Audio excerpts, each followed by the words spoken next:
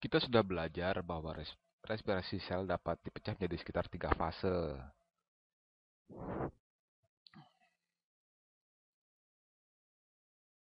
Selur respirasi sel. Yang pertama adalah glikolisis yang secara harafiah berarti memecah glukosa.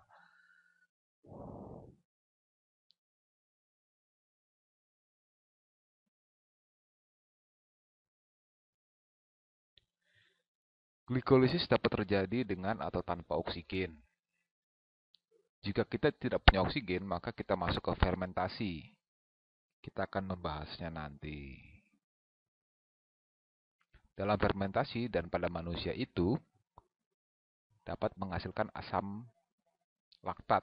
Pada berbagai organisme dengan fermentasi dapat menghasilkan alkohol atau etanol. Tapi jika kita punya oksigen, maka kita dapat masuk ke siklus Krebs.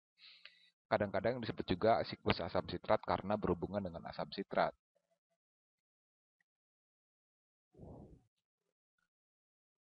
Asam sitrat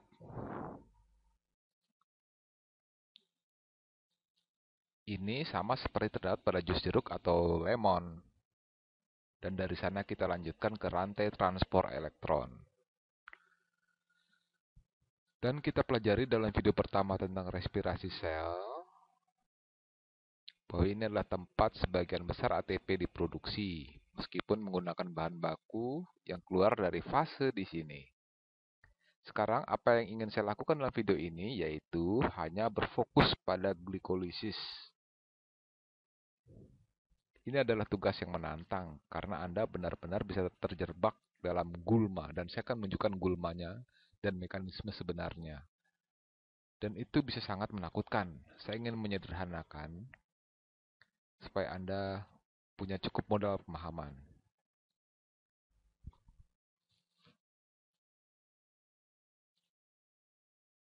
Jadi glikolisis atau sesungguhnya respirasi sel dimulai dengan glukosa. Dan glukosa kita tahu rumus kimianya yaitu C6H12O6. Saya hanya akan memfokuskan pada backbone karbonnya. Jadi ini adalah cincin. Cincinnya. Saya akan menggambarkan 6 karbon berturut-turut. Sekarang ada 2 fase penting dari glikolisis yang perlu diketahui. Satu saya sebut fase investasi. Pada fase investasi, benar-benar menggunakan 2 ATP. Jadi, Anda tahu, seluruh tujuan respirasi sel adalah untuk menghasilkan ATP.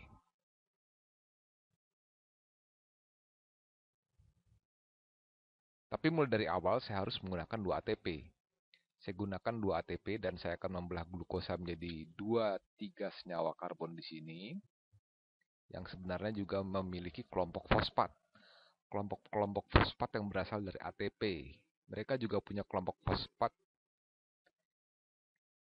yang umumnya disebut, ada banyak nama untuk itu, kadang-kadang disebut pegal, fosfogliseraldehida. Ini tidak begitu penting untuk diketahui. Yang harus Anda tahu dalam fase pertama ini digunakan 2 ATP.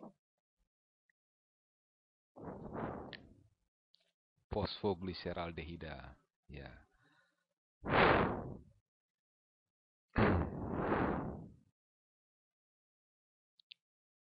Yang harus Anda tahu dalam fase pertama ini digunakan 2 ATP.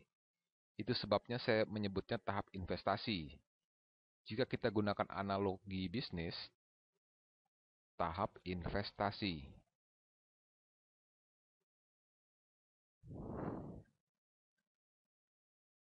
Dan kemudian masing-masing dari molekul pegal itu dapat masuk ke tahap panen. Dalam tahap panen, masing-masing pegal ini berubah menjadi pirufat, yang merupakan 3 karbon lain tapi disusun ulang.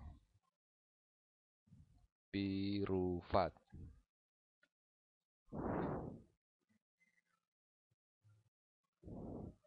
Kadang-kadang disebut asam pirufat. Sama saja. Dan itu pada dasarnya merupakan hasil akhir glikolisis. Jadi Anda memulai dengan glukosa dalam tahap investasi dan berakhir dalam fosfogliseraldehida yang pada dasarnya merupakan hasil pembelahan glukosa dan mendapatkan fosfat di kedua ujungnya. Dan kemudian masing-masing secara terpisah masuk ke fase panen. Hasil akhirnya didapatkan 2 molekul pirufat untuk setiap molekul glukosa yang Anda mulai. Sekarang Anda bilang ada fase panen. Apa panen kita? Nah, panen kita saya tuliskan di sini. Fase panen.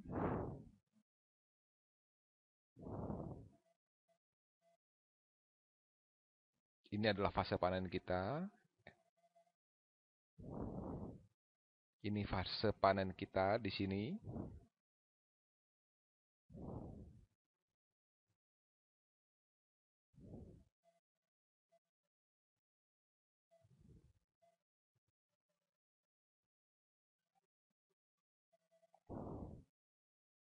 Ketika kita berangkat dari fosfogliseraldehida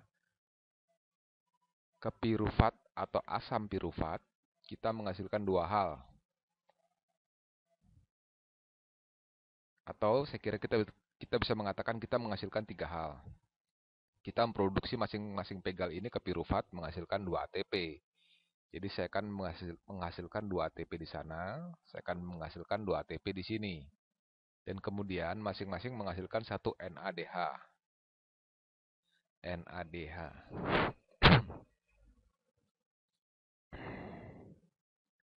Dan tentu saja mereka tidak menghasilkan seluruh molekul dalam ruang hampa. Pada dasarnya, apa yang mereka lakukan adalah mereka mulai dengan bahan baku dari NAD+.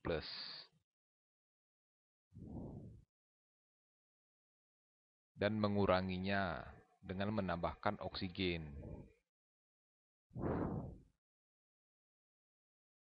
Ingat, pada beberapa video sebelumnya bahwa Anda bisa memandang reduksi sebagai mendapatkan hidrogen. Jadi, NAD tereduksi menjadi NADH. Setelah itu, NADH digunakan pada rantai transport elektron untuk menghasilkan ATP. Jadi, hasil yang kita dapat, bila saya tulis reaksi yang kita dapatkan untuk glikolisis, yaitu dimulai dengan glukosa,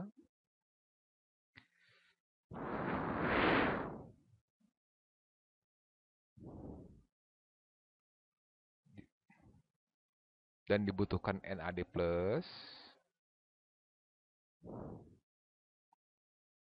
untuk setiap mol glukosa dibutuhkan 2 NAD+.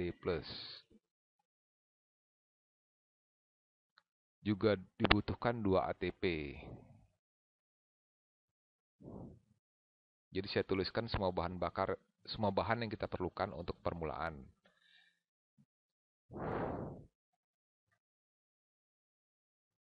Dan kemudian ditambah 4 ATP.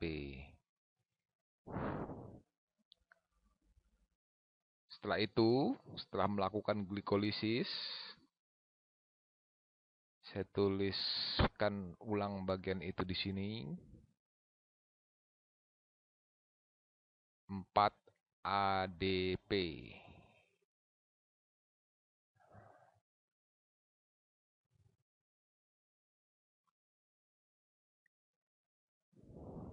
Dan kemudian Anda mungkin perlu 2 kelompok fosfat. Karena kita akan membutuhkan 4 kelompok fosfat. Ditambah 4 kelompok fosfat.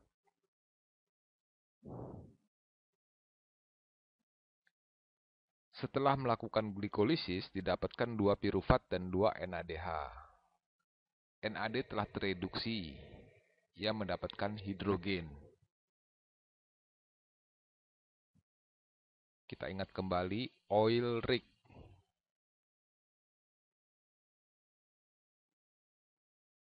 Reduksi adalah mendapatkan elektron.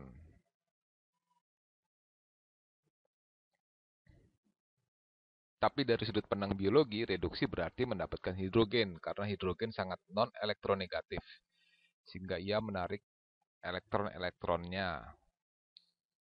Anda telah mendapatkan elektron-elektron, jadi 2 NADH dan kemudian ditambah 2 ATP digunakan dalam fase investasi. Jadi kedua ini terpakai.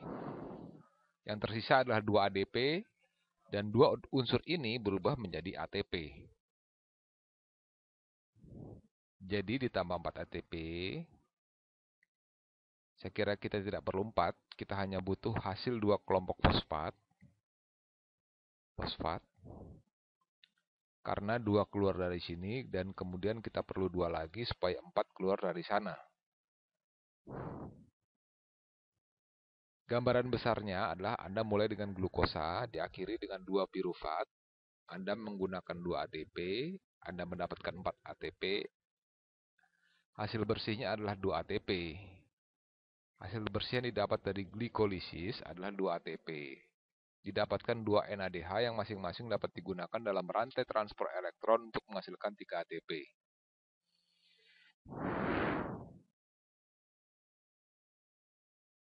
Didapatkan 2 NADH dan 2 pirufat yang akan direkayasa kembali menjadi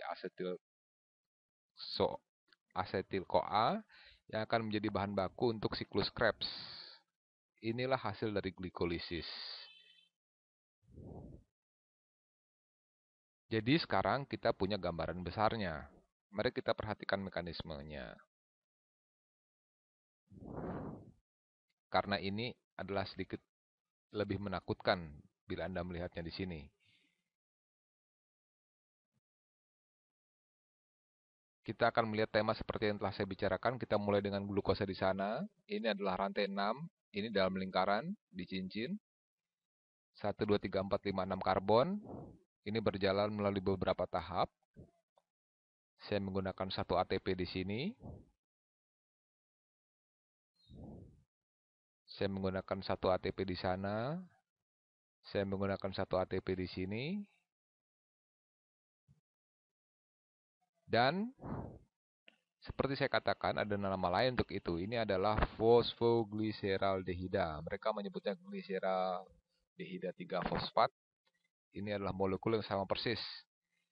Didapat 1, 2, 3 karbon di sana dan juga memiliki kelompok fosfat.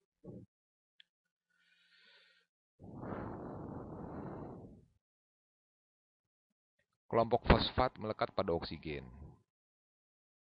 Untuk penyederhanaan, saya gambarkan kelompok fosfat seperti itu dan saya tunjukkan di sini.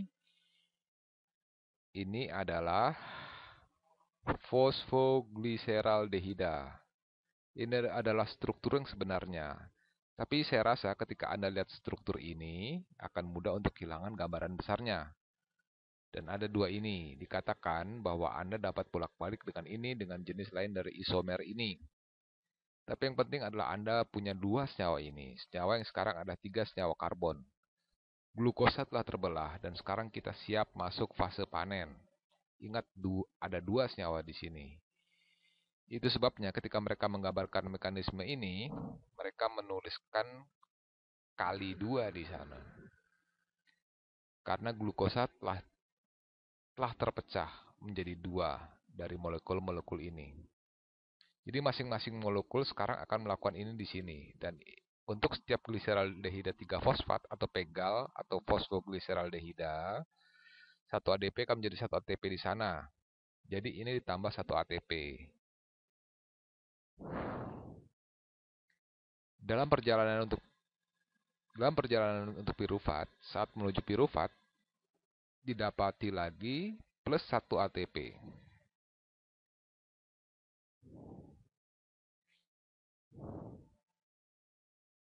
Ditambah 1 ATP, jadi untuk masing-masing pegal atau fosfogliseraldehida yang dihasilkan, didapatkan 2 ATP dalam fase panen. Sekarang ada 2 ini. Jadi total untuk 1 glukosa, kita akan menghasilkan 4 ATP dalam fase panen. Jadi dalam tahap hasil, 4 ATP. Pada tahap investasi, kita gunakan 1, 2 ATP. Jadi ATP bersih yang langsung dihasilkan dari glikolisis adalah 2 ATP. 4 hasil kotornya. Tapi kita harus menginvestasikan 2 di tahap investasi. Dan kemudian NAD dan NADH di sini. Untuk tiap fosfogliseraldehida atau gliseraldehida 3-fosfat atau pegal pada tahap ini, kita tahu NAD+ tereduksi menjadi NADH. Jadi hal ini terjadi sekali untuk setiap senyawa ini.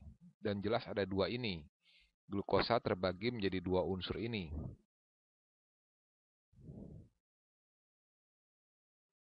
Jadi, 2 NADH akan diproduksi. Dan nantinya ini akan digunakan dalam rantai transport elektron untuk masing-masing menghasilkan 3 ATP. Dan akhirnya yang tersisa pirufat.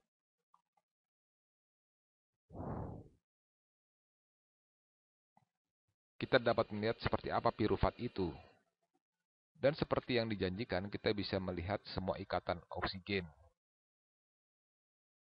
Dan semua itu adalah struktur 3 karbon. Memiliki backbone 3 karbon. Jadi hasil akhirnya adalah bahwa karbon yang didapat dari pembelahan glukosa mengalami oksidasi. Kehilangan beberapa hidrogen. Seperti yang Anda lihat, hanya ada 3 hidrogen di sini. Kita memulai dengan 12 hidrogen dalam glukosa, dan sekarang ia memiliki karbon yang mengikat oksigen lebih kuat. Elektronnya ditarik oleh oksigen. Maka karbon telah teroksidasi dalam proses ini. Akan ada lebih banyak oksidasi. Dan dalam prosesnya dihasilkan 2 ATP bersih dan 2 NADH yang nantinya dapat digunakan untuk menghasilkan ATP. Semoga video ini dapat membantu Anda.